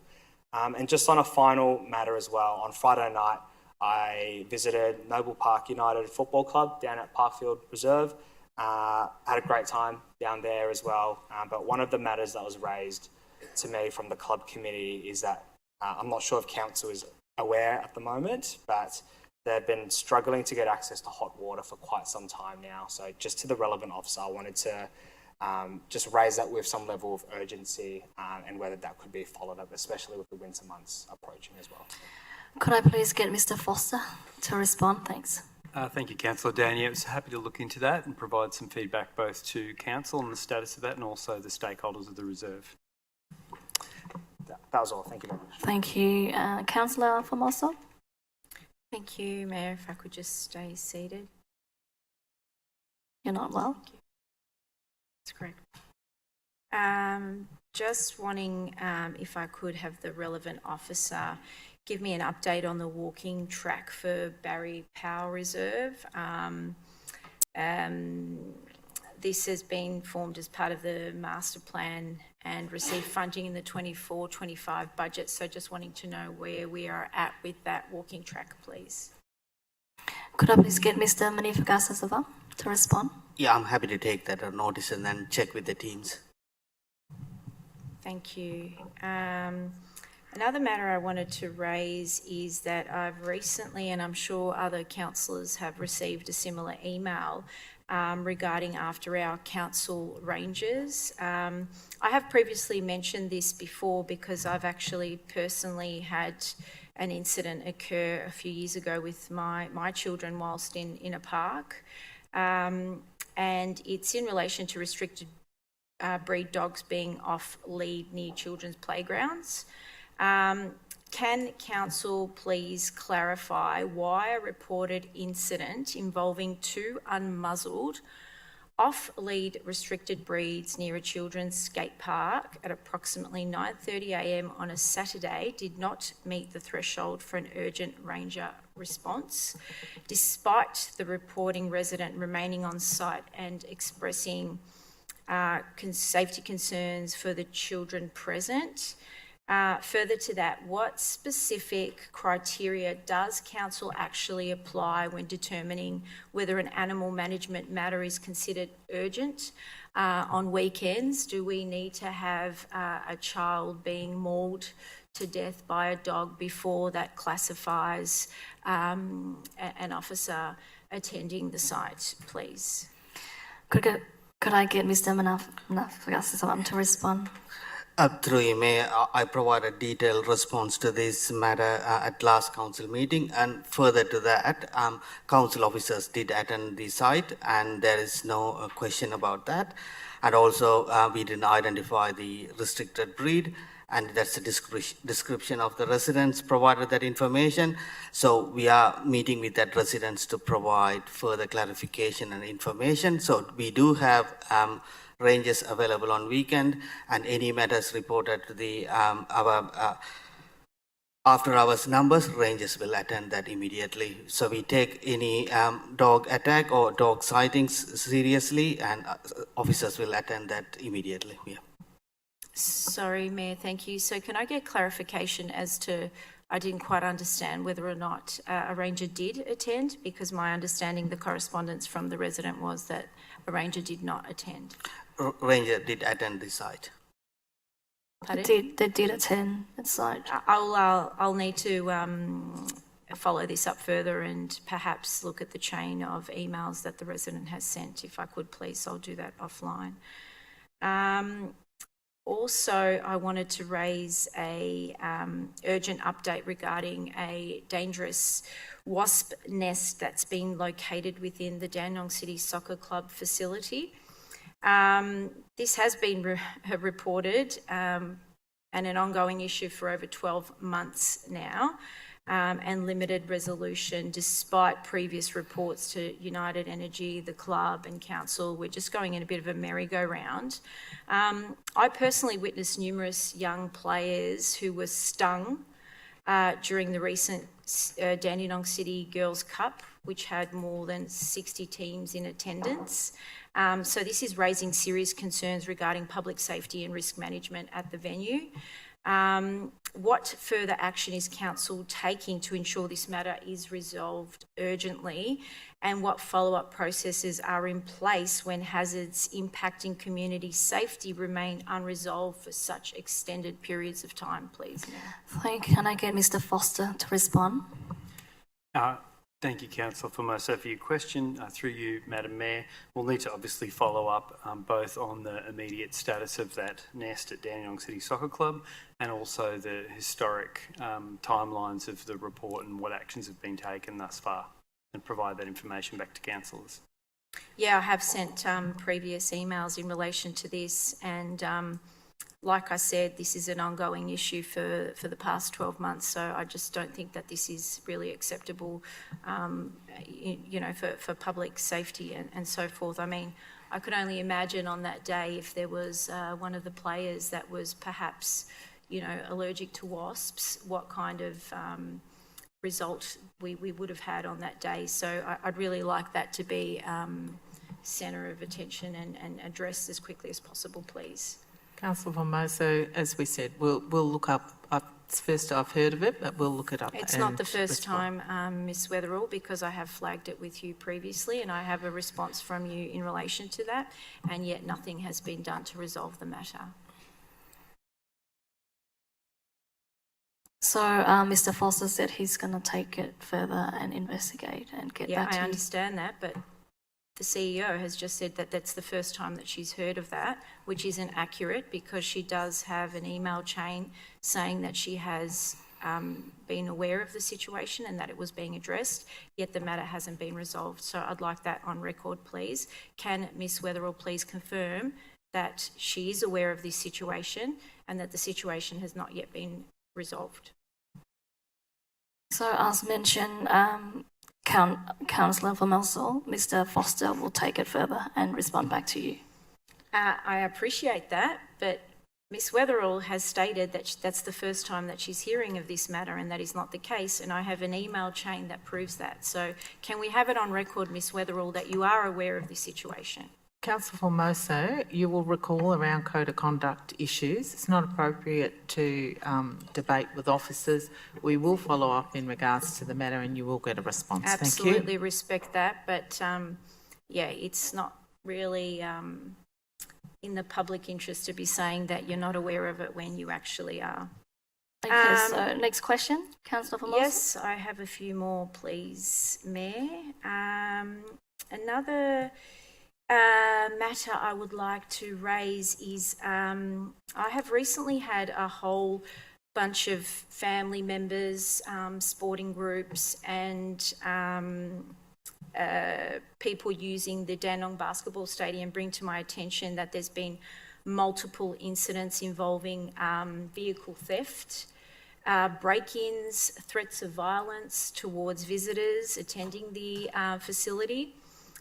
These incidents have understandably caused significant concern among families and patrons using the facility. There's actually a group chat in the community at the moment in relation to this. So just wondering if Council could please provide information regarding the current CCTV coverage and operational capacity within the stadium car park, whether cameras are actively monitored or reviewed following incidents, and existing patrol schedules or security presence during evening competitions and events, and any planned improvements to lighting, surveillance or security measures in the area, given the increasing concern for community safety. I live very close to the stadium and have particularly noticed that there has been less patrolling, but if I could just get some clear response to those questions, please. Mr. Foster.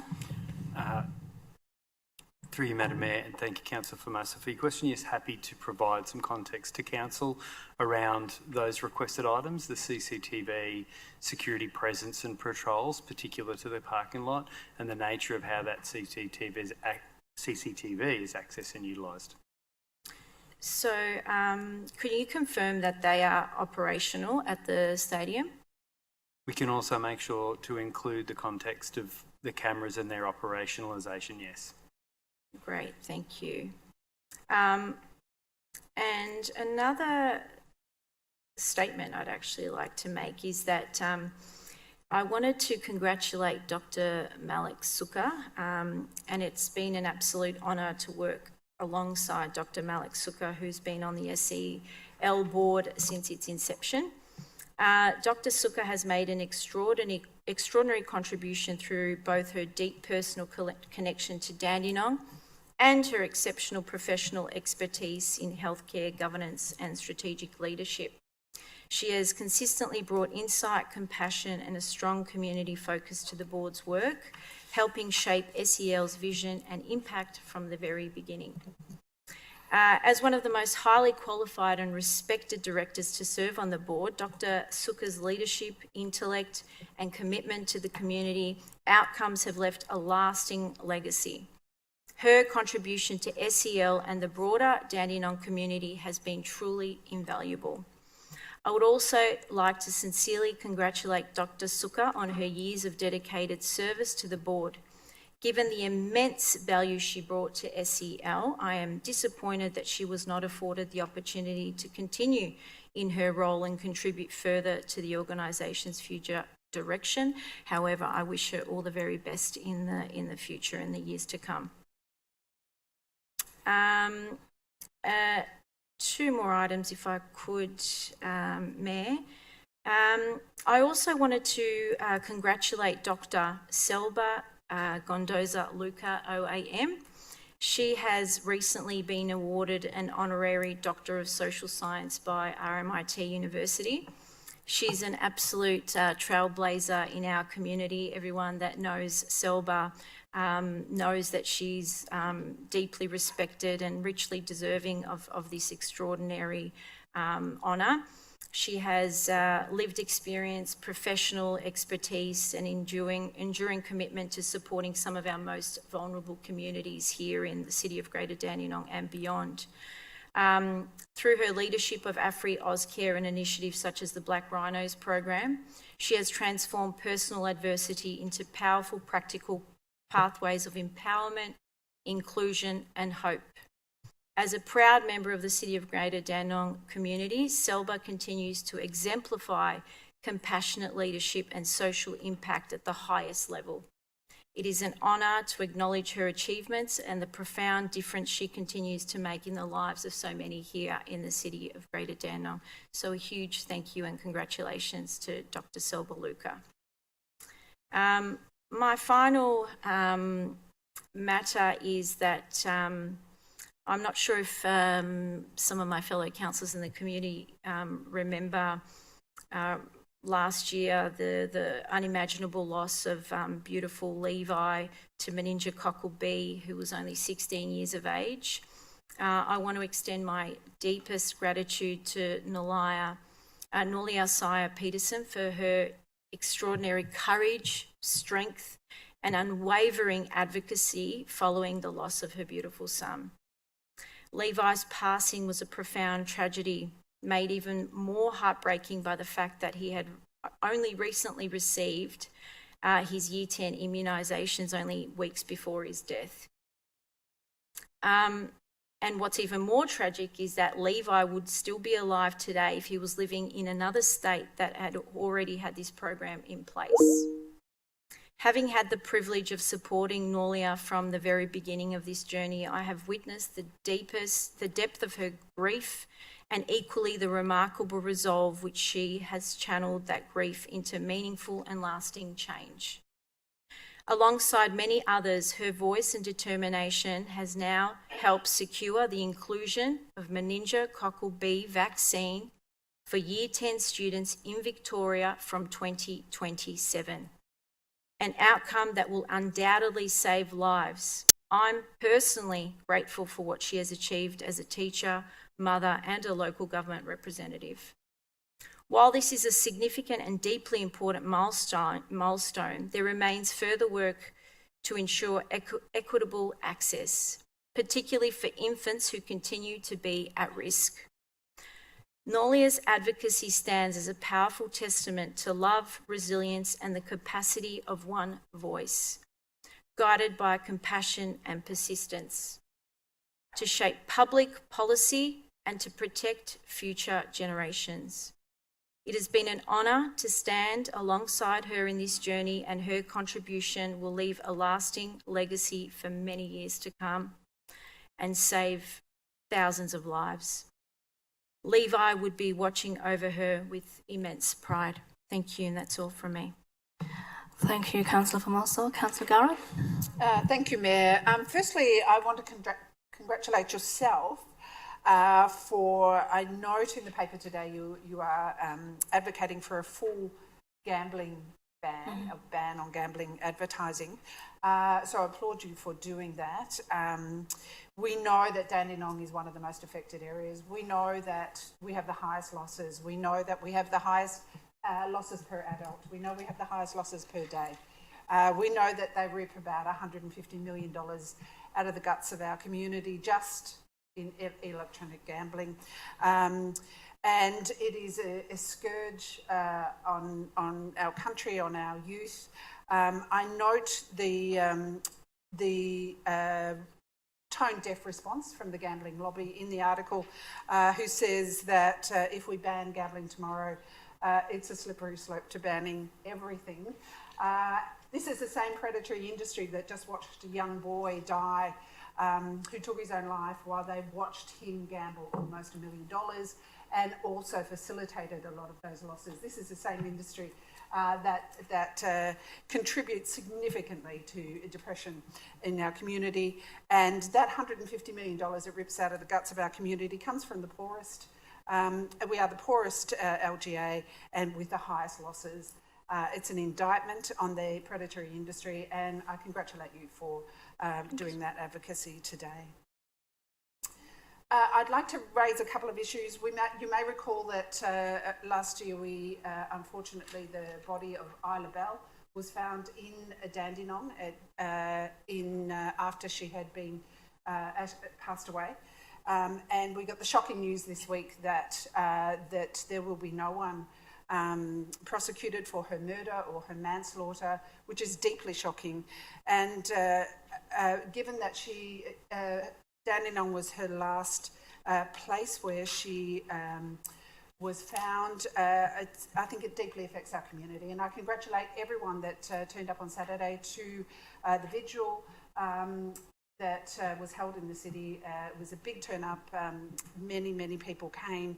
And I join with them and call on the Attorney General to review the decision where the accused is not going to be charged with murder or manslaughter, merely perverting justice, which is deeply shocking given that violence against women is such a very important issue, particularly in Dandenong. And I find that the decision not to hold the accused to the account is deeply shocking. I'm going to raise another issue, and then I just foreshadow to Councillor Mehmedi, who I don't think has had enough exercise tonight, that I will, on my third point, be raising an issue regarding the market. I want to raise an issue actually that is relevant to Councillor Mehmedi's ward, which regarding the Walker Street Gallery and the very disturbing news from one of the groups there, the Fusion Theatre, which is an inclusionary theatre group that has been using Walker Street for almost 2 decades, is a very successful local theatre group. In fact, it's our only permanent local group, theatre group in Dandenong. And we heard the deeply disturbing news that they were told that there was going to be a refurbishment of the Walker Street Gallery where I believe it was 6 individual artist spaces were going to be developed at the back of Walker Street. Unfortunately for Fusion Theatre, that will mean that they will be unable to operate at the site given their particular needs for the members of the theatre. Disturbingly, when Fusion were contacted to say you have 2 days to remove your items from the theatre, but they were not consulted at any point around any redevelopment. And I hope it was a slip of the tongue, but when the Fusion said to the officer, why were we not consulted? The officer's response was, why would we consult you? Now, I'm hoping that was a slip of the tongue, and I'm willing to give that officer the benefit of the doubt. But the reality is they have not been consulted. It is likely they will not be able to continue in that site. There is nowhere else for them to go. It would be deeply concerning if this theatre group were no longer able to function. They have a large number of members in the theatre. This is incredibly important to these people as part of their identity, as part of their creativity. There are very few inclusionary theatre groups in the whole of Melbourne. It would be an absolute tragedy if they were no longer able to function at the Walker Street Gallery. So can we have the officer please address this as an urgent issue? It's causing a great deal of distress to the theatre company. I'm sure there could be a compromise found. So yeah, I'll just put it to the officer for a response. Mr. Foster. Through you, Madam Mayor. Thank you, Councillor Garrard, for the question. Certainly can take that on notice and obviously get back to the entire council around the current status of the Fusion Theatre's residency at Walker Street Gallery and any communication and timelines associated with their residents. Thank you so much. I appreciate that. Councillor Meddy, you might want to exit the room. I'm assuming you're going to be a couple of kilos lighter by the end of the night.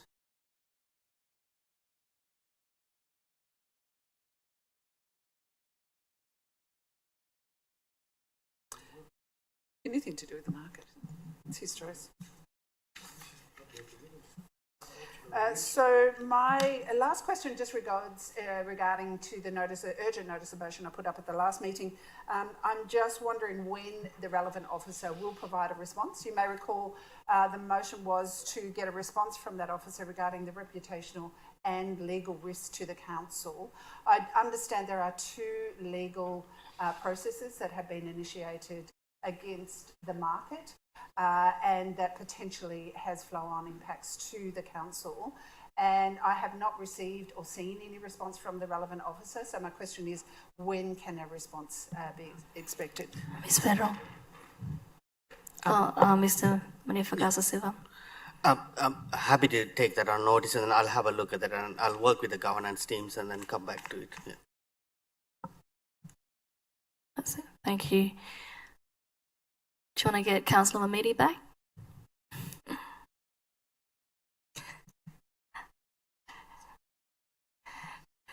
Councillor Raleigh.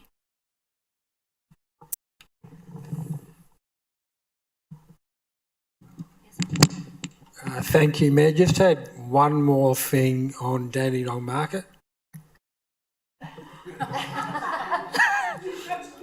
No, it's all right. I'll leave that question for next meeting. Thanks, Mayor. I received the same email as Councillor Formosa did, but I'd like to ask a question, Mayor, in more general sense. And it is regarding our out-of-hours council service. When people call council customer service on the weekend, then they don't get the business hours people answering it. But my understanding is we have a contracted company that provides service to that.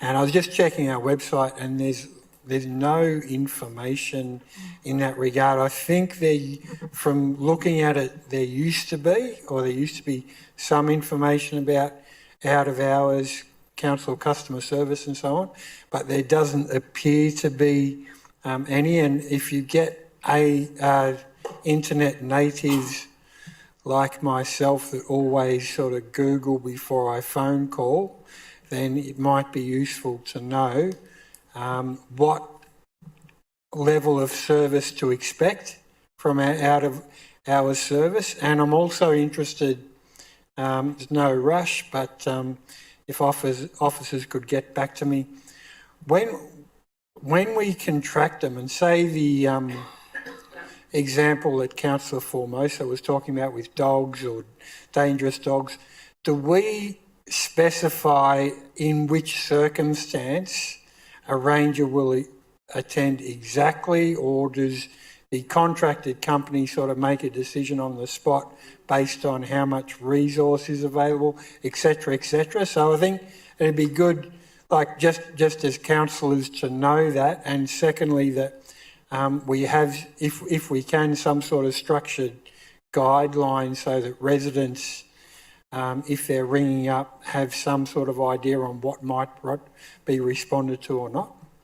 So I'd appreciate if that could be followed up by the relevant officer. I know it's on notice, so I don't expect a response now. I can get Mr. Guzman to respond right now. Through you, Yeah. Mayor. Thank you, Councillor O'Reilly. Our telephone service actually diverts automatically to the after-hours service. We will ensure that we actually have clear guidelines in terms of when to and what sort of information and services will be provided after hours. But they do automatically divert after the normal business hours. So it is a 7-day service. So it says right now emergencies only, but we need to probably clarify that a little bit more. So.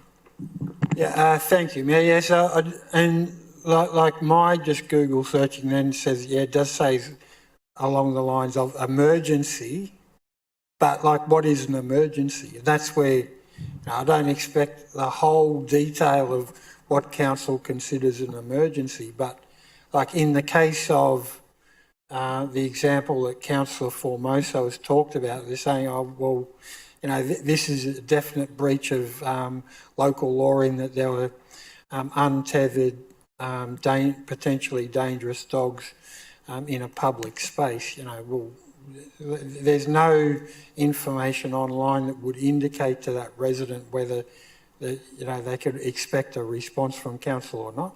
I know it can get really complicated, you know, but I'm just interested, like, number one, if that could be communicated more clearly on our website, and also I'm interested. The second thing I'm interested in is with council is if we engage those out of hours company and say this is where you respond, this is where you don't respond, or is it just respond to everything within how much resource you've got at the time, sort of thing. Anyway. Thank you, Councillor. Look, certainly we're happy to get that information and brief councillors, and very much so. The website should be clear in regards to when we'll attend and when we won't attend, although it is hard with the wide range of services that we have in local government to always ensure that every possibility is covered. But I think it's a good point that you raised, so we'll look forward to briefing councillors in the near future. Thank you very much. And just one final thing, while I was looking up the Greater Dandenong website, noticed we've still got our tree protection local law of, I think it was 2023 on it. So could the relevant officer talk about why that's on our website? Is there any upcoming changes, etc.? Mr. Manivagasa. Through you, Mayor, yeah, the current policy is adopted policy, so that's why it's still in place, and we'll bring a report in July for council to consider repealing that. So once that happens, yeah, that policy will be taken away. Okay, thank you very much, Mayor. That's all. Thank you. And we've got a statement or question from Councillor Yim, and our CEO will read it out. Thank you, Mayor. So Councillor Yim's asked, in light of councillor updates, and I'll read it out on her behalf, that she was honoured to have represented the Mayor for the opening ceremony of the Melbourne Tamil Market. It was the first of its kind event in Australia, bringing together Tamil businesses, entrepreneurs and community organisations in one place. The event celebrates enterprise, culture and connection. I hope it continues to grow even further in the years ahead, becoming a lasting tradition. She'd like to end her report with reminding people that the Kindness community hosts a free weekly meal and community connection service for people experiencing homelessness and financial hardship. The Kindness community runs every Tuesday with a 5 p.m. start for volunteers and a 5:30 p.m. service start at the Hemmings Skate Park in Dandenong. Thank you, Mayor. Thank you. I also have been very, very busy since the last council meeting. I've got like over 20 events I attended to, so I'm not going to go through the whole lot, but I'm just going to highlight a few important ones. I attended the Children Advisory Group meeting, which include the election of our junior mayor, Fariha from Dandenong North Primary School, and also the junior deputy mayor, Omar from Ceres College. So congratulations to our new elected junior mayor and our deputy mayor. So I'm looking forward to working with them as well. I also attended the Women's Pain Forum, which is hosted by Mr. Tim Richardson, MP, State Member for Mordialloc, with special guest, the Honourable Harriet Chin, MP, who's the new Minister for Health. So we did discuss about the feedback on the recommendation of the inquiry into women's pains report recently that's been released, and also shared lived experience from our attendees on the day. Also attended Anzac Day, so we've got the Vietnamese Victorian service at Dandenong ISL. Also, we did the march. From the Pillars of Freedom to Dandenong ISL. I also attended the Bengali New Year celebration hosted by the Bengali Arts Centre of Victoria. Also, official opening of the Mark Anthony Drive, which is APR recycling facility. They've been there for a long time. So originally they focused on paper and cardboard, and now expanded over to the including the curbside recycling, and also now with the currently processed LDPE soft plastic as well. So congratulations to them on their new facility and new branding as well. And last month we did also welcome 300 of our new US residents, citizens to the city of Great Dandenong. A lot of Mother's Day celebration. So happy Mother's Day to all the mums out there, mothers, grandmothers, aunties, all the care givers. So happy Mother's Day to everyone, since we celebrate a lot of Mother's Day lately. Also, I met up with the Honourable Mark Trafus, MP Casey, federal member for ISAC. So we did some advocacy for federal government as well. I did open the new Dixon Victoria and the National Make Good Solutions facility in Dandenong South. That was on the 13th of May. So great to see it's a kind of a huge facility for them in Great Dandenong. Also, I just want to highlight that we are part of our G7, which is Greater South East Melbourne. We are the most powerful, manufacturing powerhouse in the whole Australia. Last year alone, including us, 8 council, including us, in the regional area. So regional network now, last year alone, produced 89 billions in manufacturing. So huge industrial sector in Greater Dandenong as well. I also attended the opening of the Parkville Reserve tennis court with Deputy Mayor Philip Dunn over the weekend. So this is a huge development facility that's been advocating since 2018. So we've got 6 new tennis courts and lightings as well. So also want to thank the Victorian government for contributing $275,000 from them, and also Tennis Australia contributed $50,000, and council put in over $530,000 on this redevelopment. So great for our community.